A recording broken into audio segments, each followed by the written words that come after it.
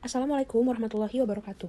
Perkenalkan, kami dari kelompok 8 ingin mempresentasikan hasil kerja kelompok kami mengenai UAS evaluasi program keuangan BPJS menggunakan metode CIPP yang beranggotakan Afifah Amalina, Anissa Aini Ramadhani, Ayunda Fitria Sri Bintani, Rehan Adam Praditya, dan Syifa Melia Zahra.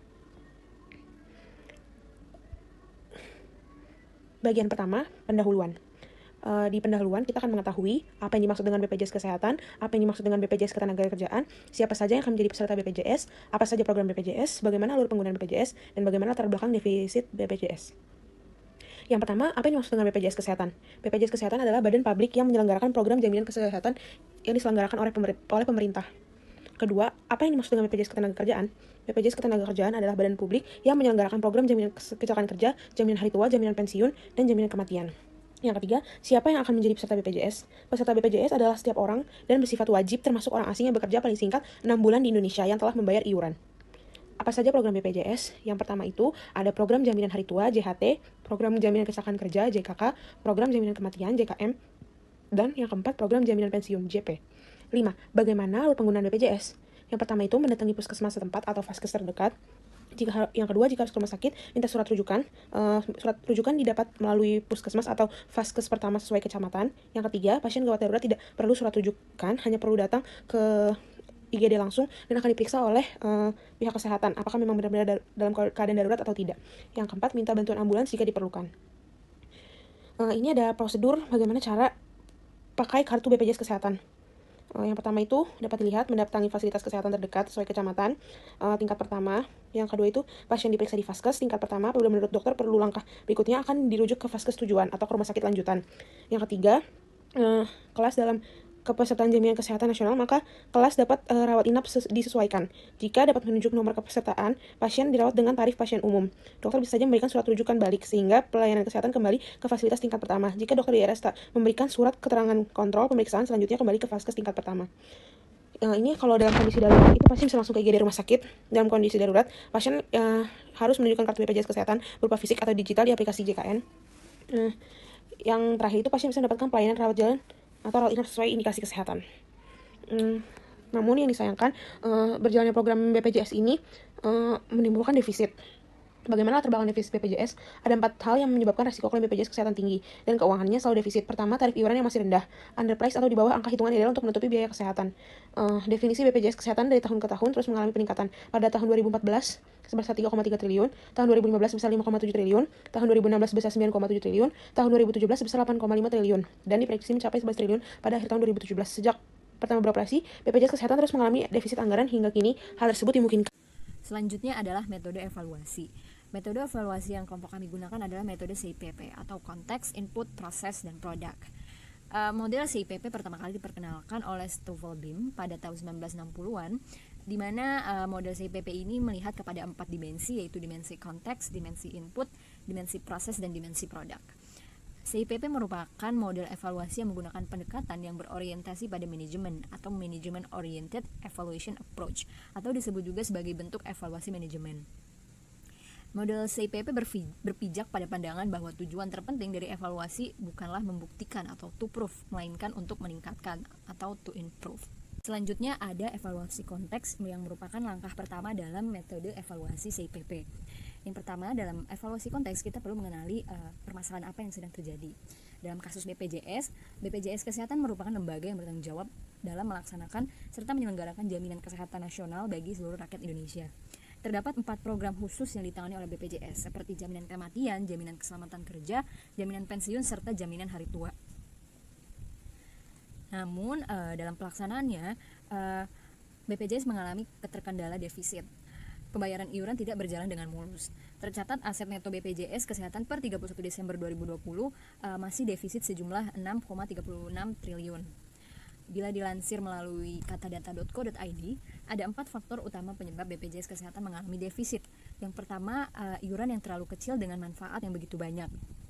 Lalu ada juga peserta bukan penerima upah atau PBPU dari sektor mandiri yang hanya mendaftar pada saat sakit lalu berhenti membayar iuran setelah mendapat layanan kesehatan. Lalu ada juga yang mengatakan tingkat keaktifan peserta mandiri atau informal yang cukup rendah atau hanya sekitar 54%.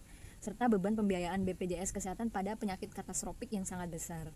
Sehingga keempat faktor ini yang menyebabkan ketidakefektifan dalam BPJS dalam melakukan pelayanannya, sehingga hal ini turut berdampak pada seluruh pihak terkait mulai dari pasien hingga rumah sakit. Selanjutnya, sasaran dan tujuan program.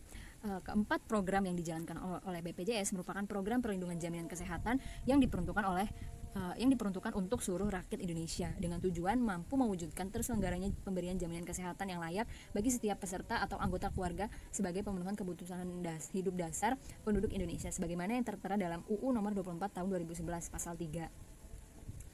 Lalu ada penyedia sumber daya, atau siapa sih pihak yang menyokong sumber daya dari BPJS ini.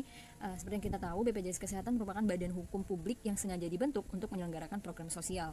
BPJS bertanggung jawab secara langsung kepada Presiden sebagai badan yang berwenang menyelenggarakan jaminan kesehatan nasional sebagaimana yang tertera dalam UU nomor 40 tahun 2004 tentang sistem jaminan sosial nasional. Memang pada awalnya modal awal BPJS dibiayai oleh APBN. Selanjutnya, BPJS memiliki kekayaan sendiri yang meliputi aset BPJS dan aset dana jaminan sosial, serta sumber-sumber lainnya yang disebutkan dalam undang-undang. Salah satunya ialah dana amanat, di mana dana ini bersumber dari hasil iuran dari pemegang kartu BPJS. Selanjutnya adalah identifikasi stakeholder. Stakeholder merupakan pemangku kepentingan atau dengan kata lain pihak yang memiliki wewenang dalam suatu organisasi atau perusahaan. Seperti yang tadi sudah disebutkan bahwa BPJS merupakan badan hukum publik yang bertanggung jawab secara langsung kepada Presiden tentang penyelenggaraan jaminan kesehatan nasional. Stakeholder memiliki kemampuan mempengaruhi atau dipengaruhi. Maka dari itu BPJS Kesehatan berdiri sebagai perseroan terbatas atau PT yang pada awalnya bernama PT Askes Indonesia, namun berubah menjadi BPJS Kesehatan pada tanggal 1 Januari 2014. Selanjutnya ada evaluasi input. Evaluasi input digunakan untuk memonitoring semua sumber daya yang dibutuhkan dalam pelaksanaan program. Evaluasi input tidak hanya melihat sumber daya yang bersifat fisik, tetapi juga yang bersifat non-materi. Beberapa di antaranya adalah strategi program yang merupakan perencanaan sebelum program dilaksanakan. Berikutnya adalah analisa sumber daya program berupa efisiensi sumber daya yang ada untuk menghasilkan sebuah perubahan yang signifikan. Kemudian selanjutnya adalah membandingkan antara pencapaian pelaksanaan program yang sudah berjalan dengan perencanaan program yang telah ada sebelumnya. Dalam hal sumber daya untuk mendukung program jaminan kesehatan nasional atau JKN, pihak Badan Penyelenggara Jaminan Sosial atau BPJS mengadakan sistem iuran. Adapun beberapa strategi pengumpulan iuran seperti yang pertama melalui fasilitas auto debit yang diwajibkan untuk para peserta mandiri, lalu yang kedua mengirimkan pesan melalui SMS untuk tanggal pembayaran iuran, yang ketiga peringatan melalui telepon, yang keempat melibatkan kader JKN untuk menagih iuran, lalu yang kelima ada crowdfunding yang menggunakan dana tanggung jawab sosial perusahaan atau CSR. Direktur Pengawasan, Pemeriksaan dan Hubungan Antar Lembaga BPJS Kesehatan, Bayu Wayudi mengatakan sepanjang Januari hingga Oktober 2020, pendapatan iuran telah mencapai 401,708 miliar rupiah. Berdasarkan data per Oktober 2020, realisasi pengumpulan iuran untuk semua segmen peserta adalah 92,31%. Sedikit di bawah target tahun 2020 sebesar 94,74%. Alasan utama rendahnya pencapaian tersebut adalah tidak optimalnya tingkat pemungutan dari pemerintah daerah. Selanjutnya ada evaluasi proses, yang mana evaluasi proses ini diarahkan untuk mengetahui seberapa jauh kegiatan yang dilaksanakan pada program tersebut terlaksana sesuai dengan rencana atau tidak. Evaluasi proses juga digunakan untuk mendeteksi atau memprediksi rancangan prosedur atau rancangan implementasi selama tahap implementasi, menyediakan informasi untuk keputusan program, juga sebagai rekaman atau arsip prosedur yang telah terjadi. Dalam hal ini, evaluasi proses terjadi pada program-program jaminan kesehatan nasional yang diselenggarakan oleh Badan Penyelenggara Jaminan Sosial atau BPJS. Evaluasi proses yang berjalan pada program-program JKN ini tidak berjalan dengan lancar dikarenakan terdapat program yang mengalami defisit sehingga berdampak pada pelayanan kesehatan yang diselenggarakan oleh BPJS. Program yang mengalami defisit tersebut yaitu program jaminan hari tua dan jaminan pensiun. Kedua program ini mengalami defisit hingga puluhan triliun. Dengan adanya dua program yang mengalami defisit tersebut, maka BPJS mengubah kebijakan dengan menaikkan iuran BPJS. Kebijakan tersebut tertuang dalam Perpres nomor 75 tahun 2019 dengan besaran iuran untuk kelas 1 sebesar 160.000, kelas 2 sebesar 110.000 dan untuk kelas 3 sebesar 42.000. Selain itu, terdapat juga pengurangan kualitas layanan yang diberikan oleh rumah sakit. Hal tersebut disebabkan karena BPJS menunggak pembayaran kepada rumah sakit. Dengan demikian, dapat disimpulkan bahwa evaluasi proses pada program-program JKN yang diselenggarakan oleh BPJS tidak berjalan sesuai dengan rencana, dikarenakan terjadi defisit pada program-program JKN.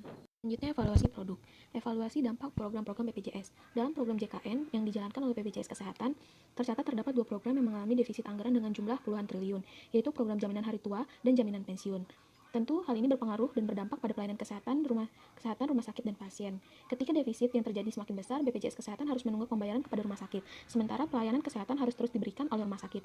Akhirnya, rumah sakit harus mengurangi kualitas pelayanan yang diberikan dan menentukan prioritas dalam pembayaran pos belanja internal rumah sakit, seperti gaji dokter, gaji karyawan, tenaga kebersihan, catering, dan lain sebagainya, sehingga tunggakan pembayaran tagihan dalam jumlah besar menjadi kendala bagi rumah sakit untuk memberikan pelayanan dengan baik, bahkan upaya pengembangan layanan atau inovasi juga dapat terkendala.